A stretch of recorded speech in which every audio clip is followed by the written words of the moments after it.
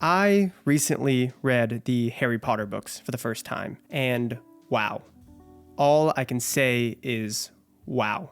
These books destroyed me in a manner I did not think possible. What started as a light read before bed quickly transformed into a daily 6+ hour obsession. Like, I am genuinely surprised I did not wake up 2 weeks later flunking out of university. The following day, I started writing, preparing a script for a YouTube channel I'd never thought return, to discuss a series I never thought I'd read. Now, here I am. So let's not waste any more time and discuss the most captivating series I have ever read, in the hopes that one day when somebody asks me what my thoughts on Harry Potter are, I could say a lot more than just wow. Harry Potter and the Sorcerer's Stone takes us on a journey of self-discovery through the lens of a young boy entering into a magical world. The author, J.K. Rowling, famously planned out the entire series over 5 years, and this novel demonstrates that foresight. This book has the Herculean task of introducing readers to a world far more magical, but just as intricate as our own.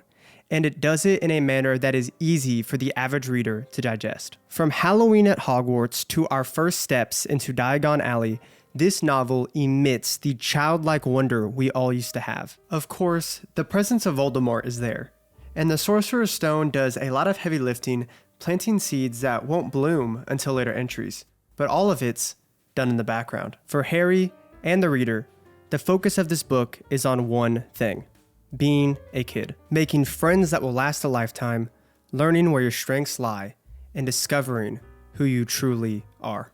When Malfoy challenges Harry to a midnight duel, Ron agrees to be his second, quickly brushing aside any potential danger. Everything is still a game. The biggest risk in this endeavor is being caught by a professor after dark. As Ron says, people only die in proper duels, with real wizards. Meanwhile, students crack jokes about Professor Quirrell stuttering, discussing vampires and old hags, none the wiser to the fact that he faced a being that would make even their parents' blood run cold. The quest to discover the Sorcerer's Stone is the very first step in the breaking down of Harry's childhood, of the realization that he is not destined to live a normal life, even by wizarding standards. What began as a treasure hunt to discover a magical item hidden deep within the castle quickly became a race against the last vestiges of a foe not forgotten, but purged from the mind of every wizard who remembered. So taboo in society that the very mention of his name is frowned upon. Voldemort is the antithesis of everything this novel embodies, which is precisely why the Mirror of Erised refuses to answer him. The mirror showed a person their deepest desire. Therefore, only someone who desired the stone, not its abilities, could retrieve it. To Voldemort, this was inconceivable. He could not possibly imagine how the youthful innocence of an 11-year-old boy could see the line between good and evil, because to Voldemort, there is no good and evil, only power, and those too weak to seek it. Harry Potter and the Sorcerer's Stone connected me to my childhood in a manner I didn't believe was still possible, and there is very little to criticize. It reminded me of a time in my life when the biggest worry was the homework I received and what time I would have to be home. However, through the adversities he faces, Harry begins to discover the boy he is and the man he must become, making valuable friends along the way and kicking off one of the greatest stories ever told. The Chamber of Secrets further emphasizes many of the themes crafted within the Sorcerer's Stone and grants a deeper understanding of the wizarding world. However, there are numerous instances in which the novel feels different but the same, which at times left me wanting more. The plot is yet another story of Harry discovering hidden magic buried deep within the walls of Hogwarts, and doing so to once again prevent the rise of Voldemort. From a light reading, the book could be interpreted as a simple rehash of Sorcerer's Stone, with only some minor plot changes to make the book appear different. However, upon looking past many of these fair criticisms, we discover a story that lays the groundwork for future themes that appear as the series matures, such as the effects of institutionalism, elitism, and the importance of choosing one's destiny. Harry begins the story convinced all of his friends had simply forgotten him over a 2-month summer break, reminiscent of the irrational fears of social rejection that plagued us all in our preteen years, immediately highlighting one of J.K. Rowling's biggest strengths as an author, the ability to create relatable characters in an inherently unrelatable world. An important aspect that separates Harry Potter from other great fantasy series is that it has always been, at its core, a coming-of-age story. This allows Rowling to weave increasingly complex thematic elements in a very natural progression of ideas, allowing the audience to mature over time alongside the characters. When Lucius Malfoy insults the income and working conditions of Arthur Weasley, it speaks to the deeper divide between the upper and lower classes of society. However, if you notice, this comment is not what causes a fight to ensue, but a snide remark about Hermione's family, the Grangers. Hermione is a magical child born of 2 Muggle parents. Therefore, her mother and father are entirely unfamiliar with this world. But more importantly, her family has no history within it. In the world of Harry Potter, there is a term for this, a slur used to describe those born of Muggle families: mudbloods. The concept of blood status and the effects of your ancestry is an important aspect of the world J.K. Rowling has crafted, and these elements are weaved in such a natural manner in the story that one may not even notice the progression. Yet, our main character stands as an important contrast to this very idea. Harry Potter spends much of this novel terrified of his family history, questioning where he belongs, and falsely believing he may be the heir of Salazar Slytherin. Other students begin to fear him, and as the attacks worsen, institutionalism makes its appearance. We are introduced to the Hogwarts Governors, a group of 12 powerful individuals who oversee the school and, most importantly, appoint the headmaster. Harry witnesses the injustice of Hagrid's expulsion, the same man be sent to Azkaban on mere suspicion, and the figure the school most needed during this time of crisis be removed from power in an attempt to use the possible deaths of children for political advancement. It's in the final chapters of this book that Harry is forced to confront the reality of his heritage and learns a far worse truth than he could possibly imagine. Harry is not the heir of Slytherin. Voldemort is. But when attacked as a child, Voldemort transferred powers into him. Harry is not descended from evil.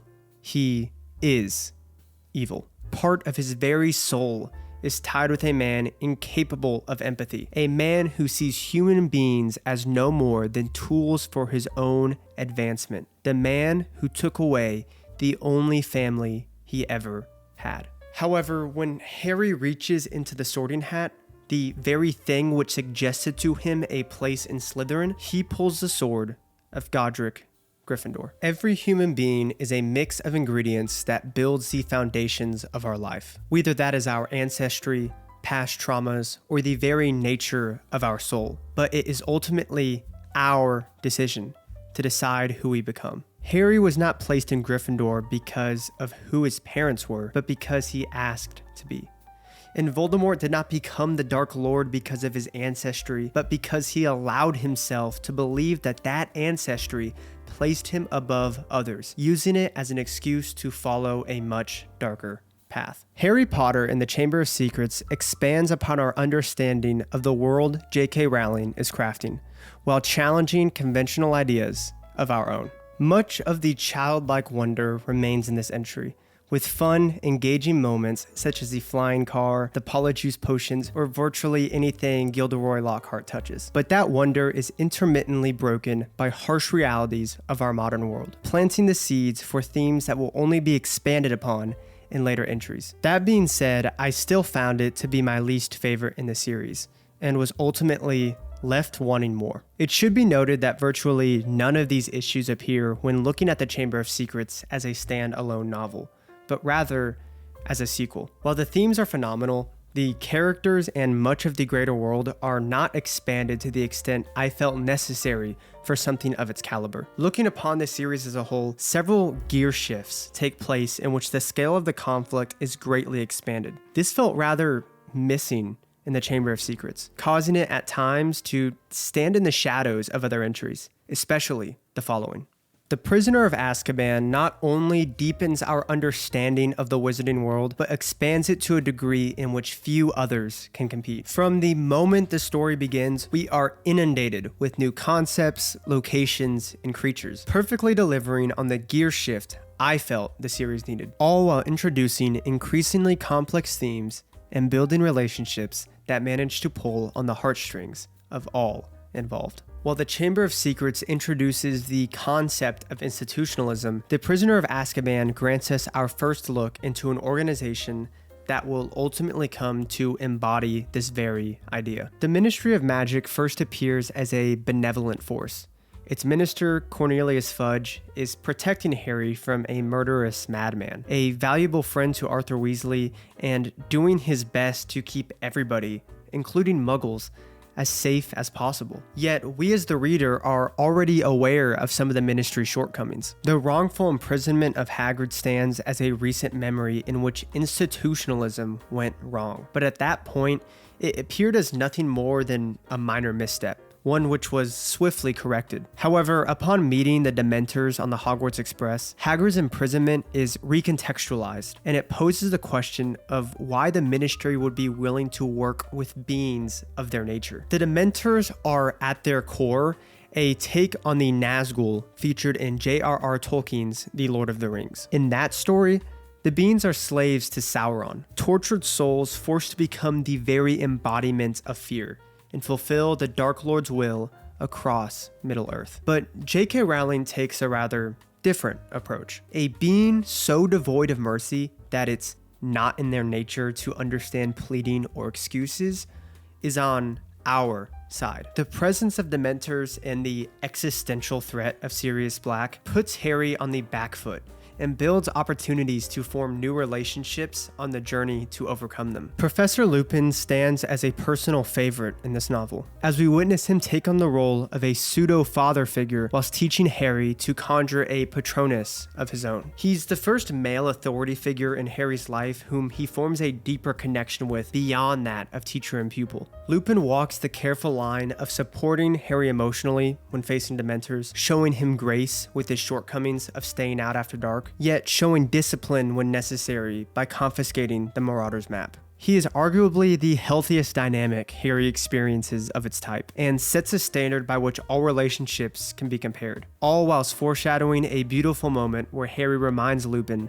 of the father he should become. It's in the final chapters of this book that a more complex story begins to emerge. The execution of Buckbeak marks the first time in the series in which we see the Ministry of Magic take the life of an innocent creature. And the revelation of Black's innocence shows their capacity to do the same with a human being. Through Snape and the conflict in the Shrieking Shack, we're granted a glimpse into the psychology of the most complex character in the series, while hinting at his history with James Potter and laying the groundwork for future revelations. Meanwhile, Harry is forced to confront the betrayal of his parents at the hands of Peter Pettigrew and learn the importance of choosing one's friends carefully, all while the best authority figure he's ever had is transformed into a monster that will kill him without a second glance. Harry Potter and the Prisoner of Azkaban is a perfect example of what a great sequel can accomplish, building on ideas suggested in the previous whilst greatly expanding both our characters and the world in which they inhabit. It's a novel that manages to include significant world building,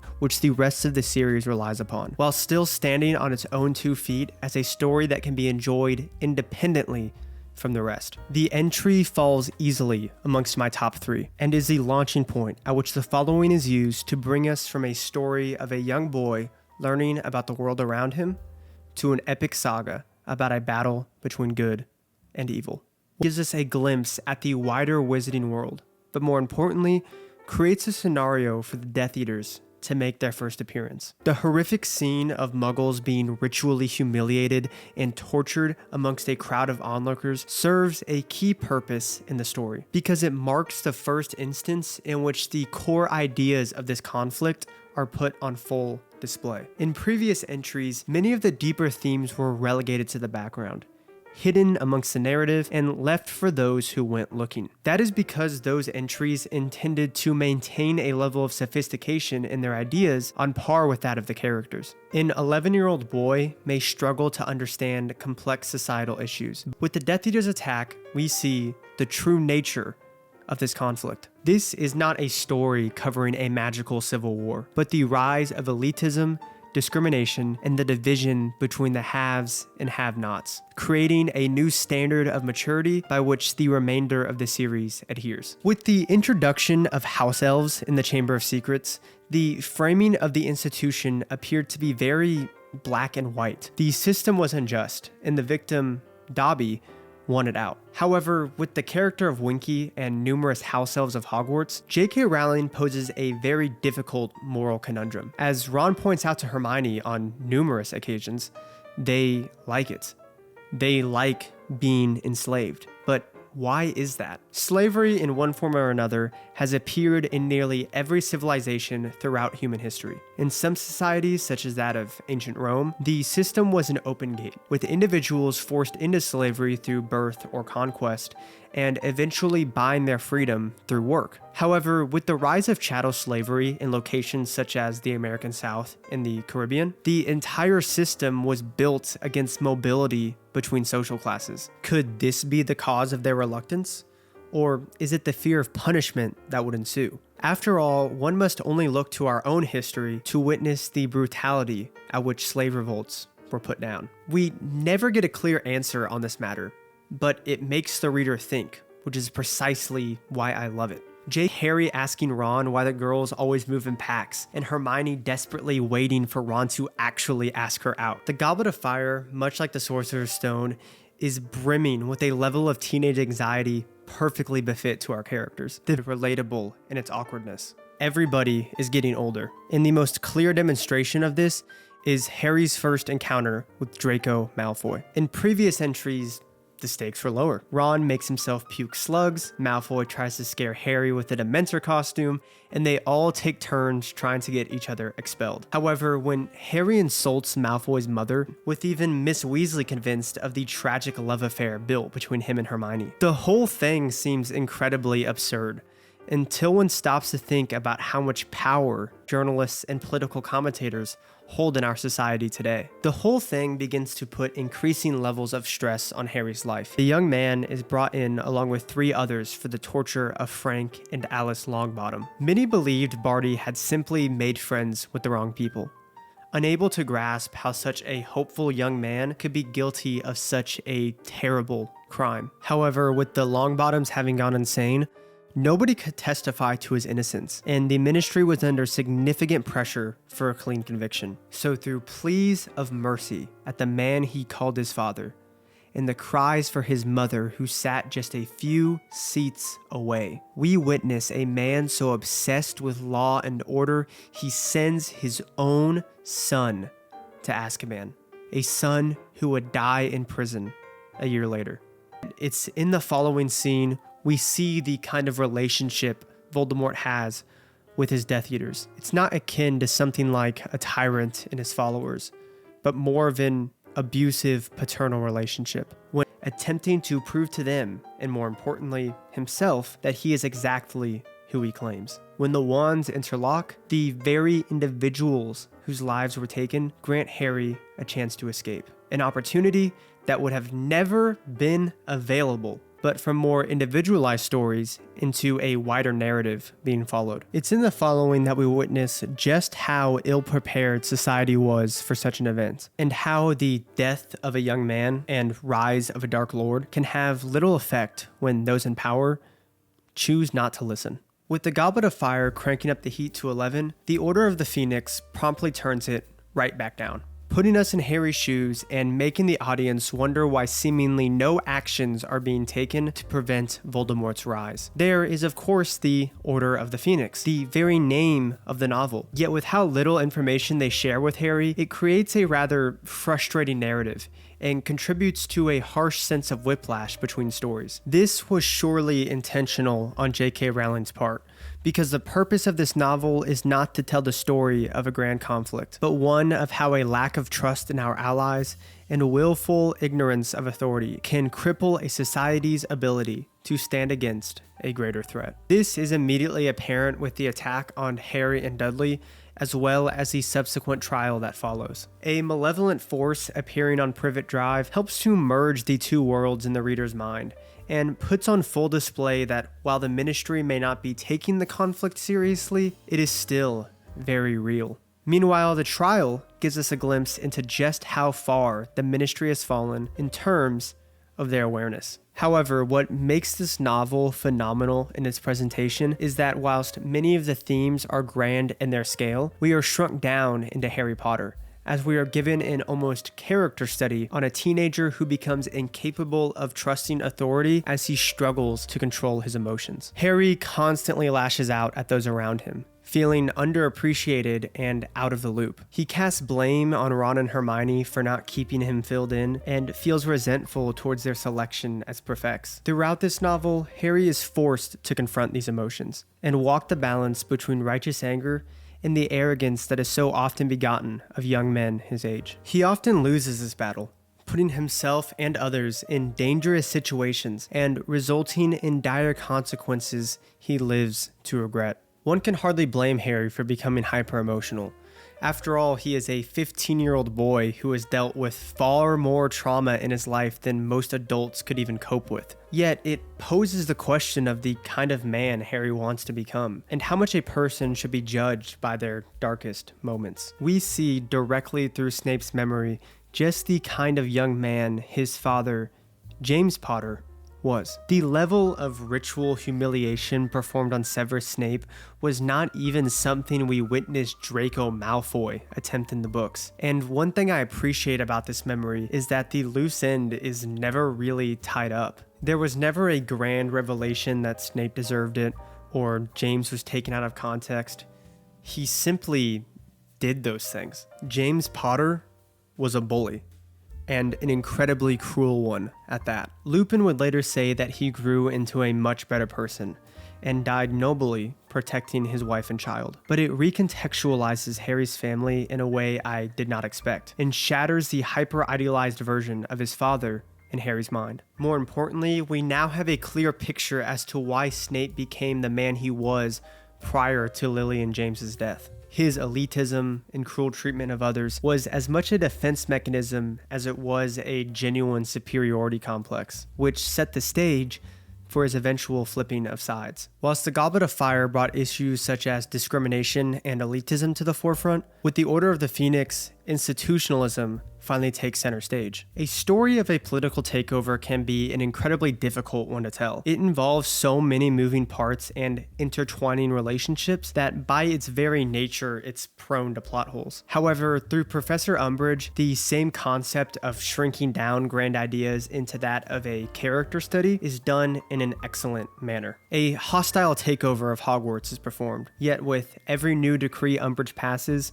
students and professors alike simply discover new ways to avoid it. When Trelawney is sacked, Dumbledore simply appoints a new divination teacher. And when Umbridge refuses to teach practical lessons in defense against the dark arts, the students simply make their own class. The DA is the epitome of why oppressive rule never works.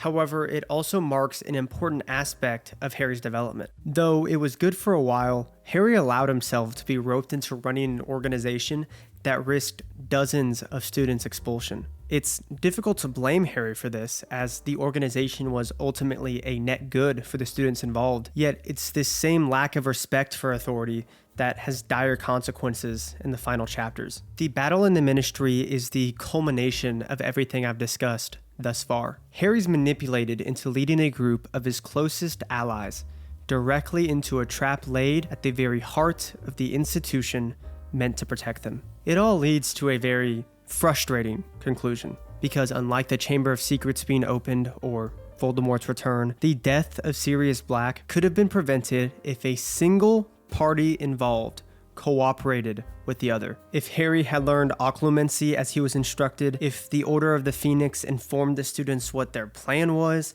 if Sirius had stayed home as he was instructed, if Dumbledore had put more trust in Harry Potter, and if the Ministry of Magic took the threat of Voldemort seriously, Sirius would have still been alive, in the novel's conclusion. While Harry Potter and the Order of the Phoenix provides commentary on the effects of institutionalism, it also puts on full display just how frustrating we can be sometimes, and shows that a little bit of trust can go an incredibly long way. Harry Potter and the Half-Blood Prince is filled cover to cover with the lifeblood of this series. It stands as a prime example of how to set up a finale, further deepening our emotional connection with all involved and raising the stakes in a manner I didn't believe possible. Not by making our villain more powerful, but by giving our characters something to lose. Casting the Malfoys in a more sympathetic light manages to not only humanize the kid Harry's hated for so many years, but the Death Eaters as a whole, displaying that just as so often appears throughout our own history,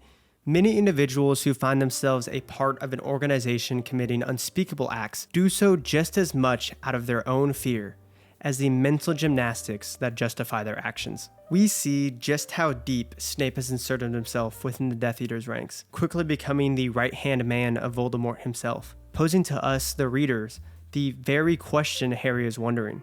Whose side is he really on? This, paired with how Harry is embarrassed by Malfoy in the beginning, reminds us and the characters that Harry is still a 16-year-old boy and far from invincible, meaning, as always, their only hope is to work together. The novel is titled Half-Blood Prince, but in reality, the mystery of who that is, the quest to learn of Voldemort's past, and the preparations for the final battle are all a backdrop to the interpersonal relationships that take front and center. The importance of the lessons with Dumbledore isn't the memories of Tom Riddle, but the deepening of his relationship with Harry Potter. The main trio's struggle with Professor Slughorn and attempt to win the Quidditch Cup aren't as important as the growing relationships of Ron, Hermione, Harry, and Ginny. Hagrid is crippled by the loss of Aragog, and Harry comes across Malfoy crying in the bathroom, terrified of what may happen to his family if he can't succeed in his task. I mentioned Harry's humiliation as a reminder of his youth, but it's so easily forgotten that Draco Malfoy is also a 16-year-old boy, one who is hostage to his parents' oath and now must live up to the sins of his father or suffer dire consequences. It highlights the evil of Voldemort, because Dumbledore does all he can to protect Harry. He tries to keep him out of the brutal conflicts a 16-year-old has no place in. But Voldemort doesn't care. To him, Malfoy is just another tool at his disposal, because to Voldemort, there is no good and evil, only power, and those too weak to seek it. This all culminates in the finale of this novel, because the only way in which a loss is truly impactful is if we feel a connection to those being taken.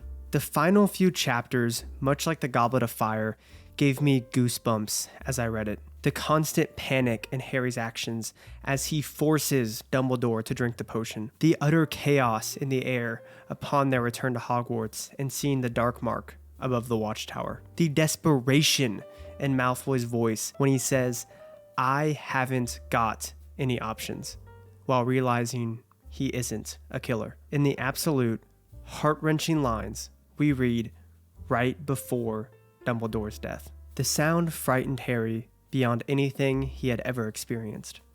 For the first time, Dumbledore was pleading, "Severus, please." With that, Dumbledore is killed, and Harry's world comes crashing down around him. In the movie adaptation of Sorcerer's Stone, a line original to the film was given to Hermione.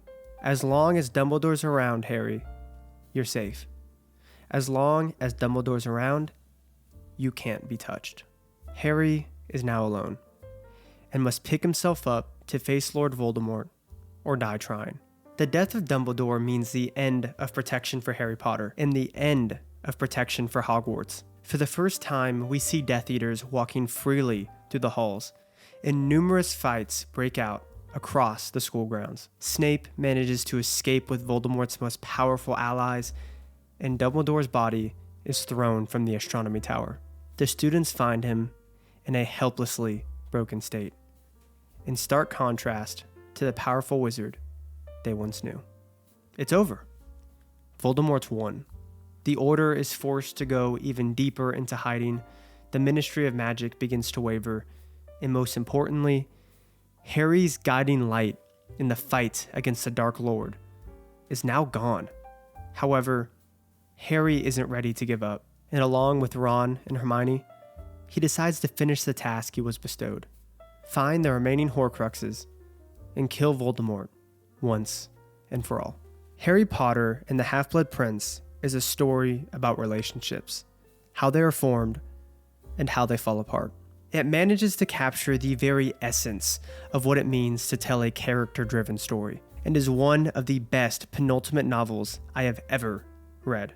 It was during the course of this read I discovered why this series had the impact on me I described at the beginning of this video, and an impact that made me wish I had chosen to study literature instead of politics. For as much as I described the socioeconomic strife between different classes, the hostile takeover of government agencies, or the commentary on old versus new money, none of that was responsible for me reading 6+ hours a day.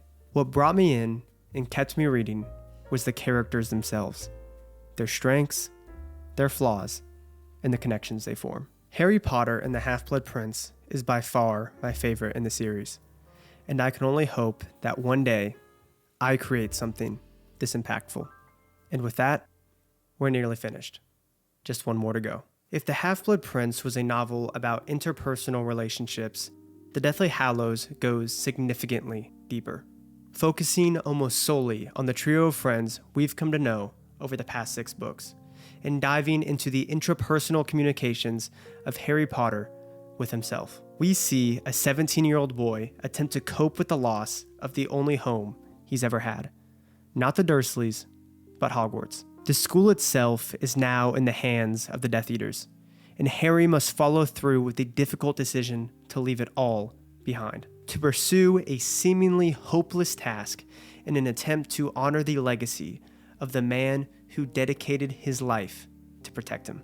With the nearly failed attempt at transporting Harry to the Burrow and the attack at the wedding, we see the last remnants of the Order fall apart, as many of its members go into hiding, continuing the fight through covert operations and propaganda campaigns. The Ministry of Magic falls as well, with a successful coup performed by the Death Eaters at the highest level of government. However, among all his success, Voldemort still fails in his attempt to find Harry's location, due to the works of unsung heroes such as Rufus Scrimgeour, who refuses to break under torture and loses his life for it. Small moments such as this highlight the greater theme of the indomitable human spirit that is ever present in this novel. All of this ties into Harry Potter, who is tortured by the damage his very existence has caused to those closest to him. He wants, more than anything, to go on a solo journey and sort out this mess for himself, but his best friends, the very target of Voldemort's attempt to reach Harry, won't let him. They continuously put themselves in more and more danger throughout the novel to keep Harry safe and help finish what Dumbledore started, which strikes at the very essence of Voldemort's greatest weakness, the one thing in all of his power he could never understand: love. The journey into the Ministry of Magic is a haunting experience for both the characters as they watch their world fall apart, and for us, as the Orwellian form of governance that dominates the wizarding world calls back to our own history of oppression. Muggle-born wizards and half-blood families are being rounded up and put on trial in an eerily similar manner to that of the Jews, Romani people, and politicians in 1930s Germany, all while the Ministry of Magic is running constant investigations on its own members in a manner not dissimilar to the American McCarthy trials of the 1950s. In the character of Dolores Umbridge, we see what institutionalism becomes when left unchecked, and in characters such as Arthur Weasley, we get a first-hand account of the tightrope members of an oppressive regime are forced to walk or find themselves in the crosshairs next. Our heroes spend this entire novel on the back foot, and eventually, their stamina begins to wane. Ron and Hermione believed Harry had some hidden grand plan to find the Horcruxes, to defeat Voldemort, and upon realizing the truth, tempers flare. Ron storms off, seething with anger and jealousy brought on by their situation and the Horcrux, while Hermione falls into a depressive state, overwhelmed by the task at hand and the loss of her closest friend. Harry begins to lose hope. He spends his days fruitlessly searching for more clues and spends his nights in silence, brooding over his relationship with a man he thought he knew. How could Dumbledore do this to him? How could a man who spent the last 17 years preparing for Voldemort's return leave such minor instructions behind? It's in this deepest pit of despair that we experience my favorite scene in the entire series. It's Christmas Eve, and in a last-ditch attempt at finding another Horcrux, Harry and Hermione make a visit to Godric's Hollow. Only, they don't go as themselves. The two are disguised as an old married couple, enjoying a snowy evening stroll on the most magical night of the year. In the very place where everything went wrong, for a few brief moments, Harry lives the closest thing to a normal life he has ever experienced. However, upon visiting the church and finding his parents' grave, Harry is reminded exactly who he is and what still must be done for others to have the opportunity he never got. This inevitably leads us to the Battle of Hogwarts, where once again, Voldemort is undermined by the power of love. He cannot comprehend why anybody will be willing to risk their life for another. And because of this, he allows a man to infiltrate so deep into his ranks, he puts into action a plan conceived by the only one he ever feared. Severus Snape is by far the most complex character in the series. We meet him as a man in Sorcerer's Stone, but like all of us, his story began as just a boy, a lonely and outcast boy who built up walls of arrogance and elitism around him in an attempt to portray himself as the teenager he wished he was. Yet it was the love he bore for a Muggle-born girl who helped him see the light of a brighter future. But the very defense mechanism he created to protect his inner child from the social torment he received led to its destruction. The very weapons used to fight the darkness that surrounded him destroyed the only light he ever received. That's when he made a pledge to honor the memory of the only woman he ever loved, and a pledge to ensure that no evil that can take such an innocent soul from this world could ever rise again. Snape succeeds in his mission, and in the end, Voldemort is killed by his own wand, because in his rush to gain power, he forgot the most basic of rules we learned in the first book in this series. The wand chooses the wizard. Severus Snape was a tormented boy who contributed to the deaths of countless wizards, but through the love he bore for Lily Potter, he transforms, in Harry's words, to the bravest man he ever knew. In my review of Half-Blood Prince, I said the characters and their relationships were the reason for the story's impact on me. However, it's a theme that's notably absent in this video. That's because, in all honesty, I find it a difficult thing to discuss.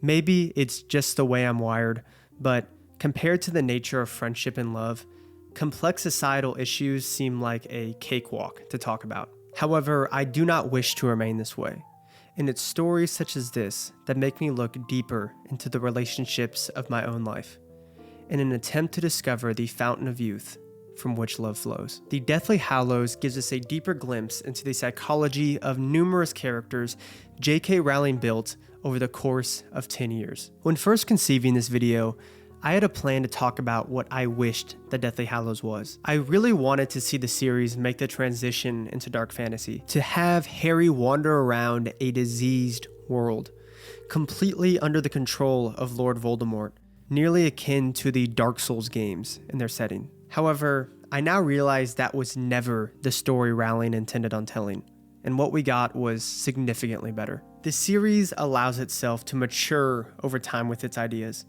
transitioning from simple stories of self-discovery to commentary on complex political and social issues, and growing up with the very audience that reads it. The very essence of this was captured across the pages of the final book in this series, and I'm really glad I stuck with it because it creates a truly generational story. Thank you for watching.